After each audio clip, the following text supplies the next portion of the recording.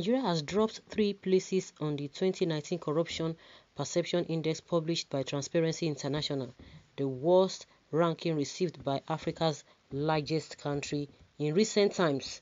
According to the report, which was released on Thursday, Nigeria is now ranked 149th out of the 180 countries considered.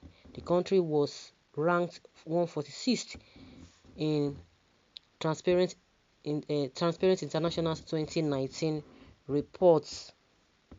The country scored 25 out of 100 points, a drop from the 26 points that it had in 2019.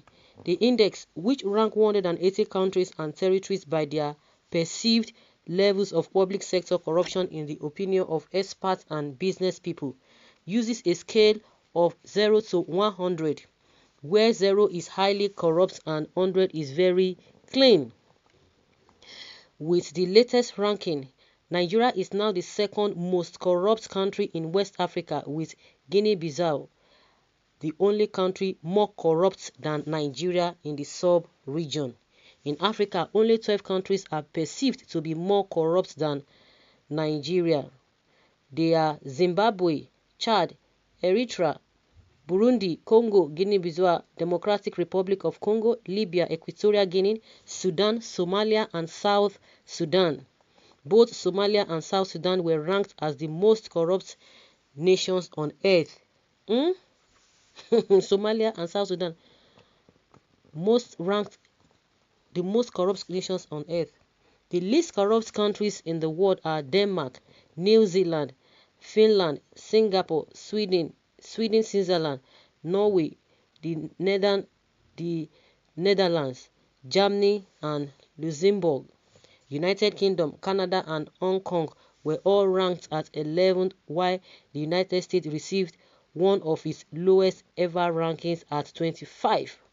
President Muhammadu Buhari was elected into office in 2015 on the strength of his anti-corruption campaign.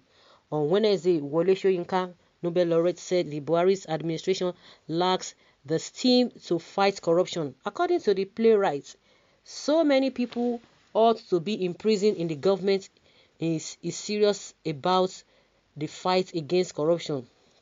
Okay, so many people ought to be in prison if the government is serious about the fight against corruption. He said there are so many people who should be in prison if this government had not run out of steam. And so the system is being manipulated.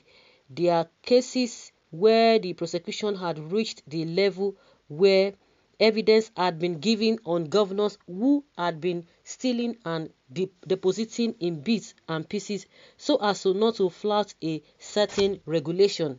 I mean, cases have been taken to that level and suddenly silence. The EFCC, which I back solidly ever since the days of Nuru Rubadu, in all kinds of ways, we no longer know the distinguishing from the right and left. Fight against corruption. So what does that say one? Nigerians are even saying that Nigeria is now the second, is taking the second place in West Africa. Yes, in West Africa, Nigeria is taking second place, and Nigerians are saying no. It cannot be so. You can imagine that it is not possible that Nigeria, that there must be rigging there because Nigeria is supposed to be number one. This is totally unacceptable. We should be aspiring for first position always.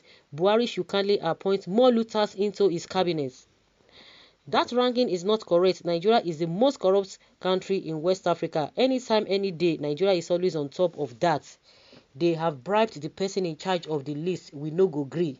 This is unacceptable. How can we deprive Nigeria its first position? Meaning that Guinea-Bissau must be something else. Any country that is more corrupt than Nigeria deserves to be awarded.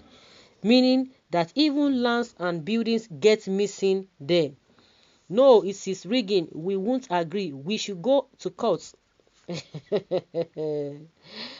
Baba's efforts always yield negative results.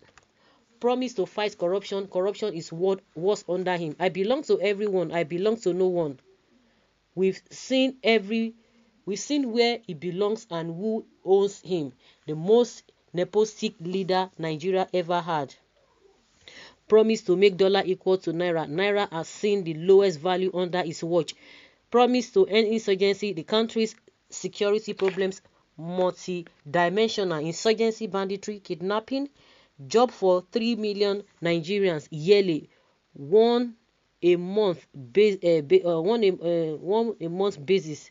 Millions of Nigerians slide into abject poverty. The list is just endless.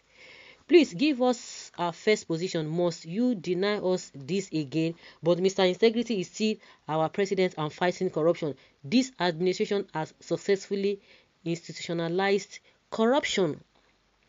Just imagine that security, economy, and corruption are the three main areas of focus of Buhari's administration. F9 parallel. Okay, how can ordinary Guinea-Bissau, even when our corrupt animals are swallowing money, before 2023, we will climb back to number one. But this man vowed to fight corruption, as he called it, on the day of his inauguration. Insecurity and bad economy. Whoever conducted this research should be bold enough to please give us our expected position. We know our position even in the world record. Don't be biased. The analyst of this ranking has collected bribe from Nigeria. That is why Nigeria was given second position. Somebody should contact Imo State Governor. We must go to Supreme Court. What Guinea-Bissau country have done so far that rank them the first position. Oh my goodness, wonder shall never end. The population of corrupt people in Nigeria is more than population of Guinea-Bissau citizens. Cheating, we should be number one, and after us should be after US should be us again before any other country. Okay, after us, not after US. Okay. You see how Nigerians themselves know these people. When you talk about hoodlums, I laugh. When they talk about thugs, just think about it. Who are the people who call people thugs? They call people hoodlums. Just look at the set of people from the leadership. They'll be calling people Boko Haram, bandits. They'll call people hoodlums, thugs. Tell me, those things that the hoodlums and all of those people that they are labeling, what those ones do, the so-called leaders do worse, far worse than all those people. The others are even learning.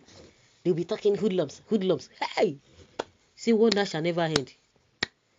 Their policies, their position, their character, everything they do, what they take home, suggests all of those things. And meanwhile, they will be calling ordinary man who does not have a opportunity to, who do not have access to the public purse, but they have access to all of those things. That is why you see that they are the ones creating all of these things, and they will come and be telling us, preaching what I don't even understand. It's unfortunate, very, very unfortunate.